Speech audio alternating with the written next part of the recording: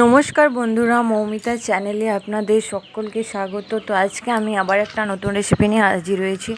আজকে বানাবো আমি কুমড়ো পোস্ত। তো দেখতে পাচ্ছ চাল কুমড়ো পোস্ত বানাবো, একদম গাছের টাটকা কচি গাছের কুমড়ো। দেখতেই পাচ্ছ কত সুন্দর, এবং এখনই গাছ থেকে পেড়ে নিলাম। এবার আমি এটিকে পোস্ত বানাবো।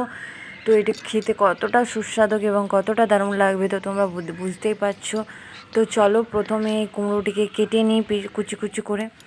তো সত্যি কুমড়ো পোস্ত খেতে অসাধারণ লাগে। যদি আপনাদের ভালো লেগে থাকে তাহলে অবশ্যই ট্রাই করবে। কুমড়ো পোস্ত অসাধারণ, গরম ভাতের সাথে আর কিছুই লাগবে না।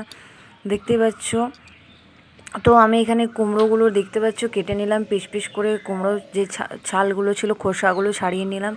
এরকম কুচি কুচি করে আমি কিছু কোনো আলু না দিয়ে এটি সম্পূর্ণ নিরামিষ হিসাবে আমি পোস্তটি বানাবো।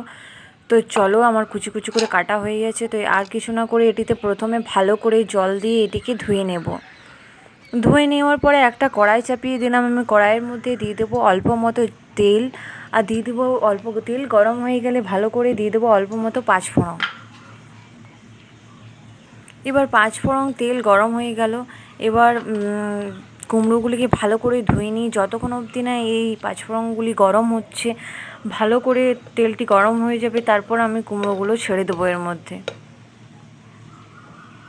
তো তেল পাঁচফোড়ন তো দেখতে পাচ্ছ গরম হয়ে গেছে। তো এবার কুমড়োগুলোকে একটু একটু করে ছেঁকে ছেঁকে কড়াইয়ের মধ্যে অ্যাড করে দেব।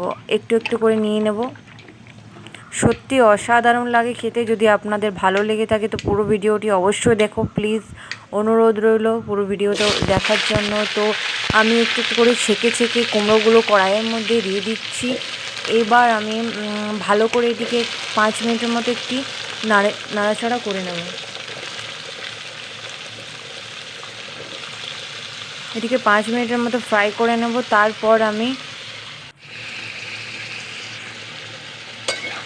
তো এটিকে ভালো করে এখন কুমড়োটিকে একটু ভালো করে নাড়াচাড়া করে নিয়ে, তো দেখতে পাচ্ছ কুমড়োটিকে নাড়াচাড়া করে 2 থেকে 3 মিনিটের মতো এটিকে এখন আমি রেখে দেবো চাপিয়ে। একটু ভালো করে এটিকে ফ্রাই হয়ে যাবে একটু সোনালি আকারে। তারপরে আমি এটির মধ্যে পরিমাণ মতো জল অ্যাড করে দেবো।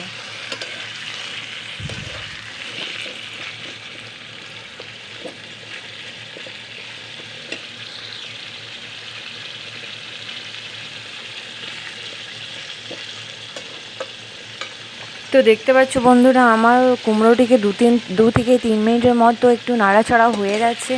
আর কিছু করব না, এটি পোস্ত বানাবো তার জন্য এটিকে বেশি ফ্রাই করব না। আর কিছু না করে এটিতে আমি দিয়ে দেবো পরিমাণ মতো।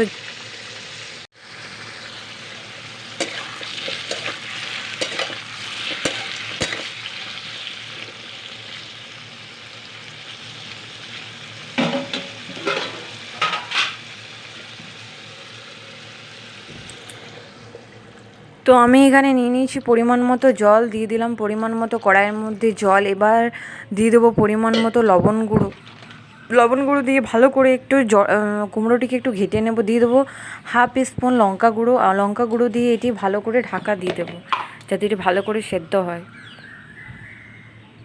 তো দিয়ে দিলাম হাফ স্পুন লঙ্কা গুঁড়ো। এবার লঙ্কা গুঁড়ো দিয়ে ভালো করে জলটিকে ঘেটে নিয়ে ঢাকা দিয়ে দেবো।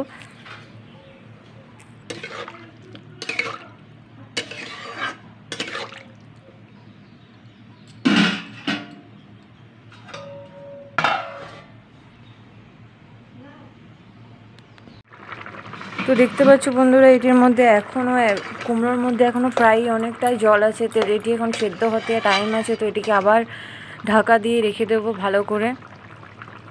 তো চলো এটিকে আবার 5 মিনিট পর নামিয়ে নেব। তো এখন এটি সেদ্ধ হয়নি পুরোপুরি, তার জন্য এটিকে আবার ঢাকা দিয়ে দিলাম।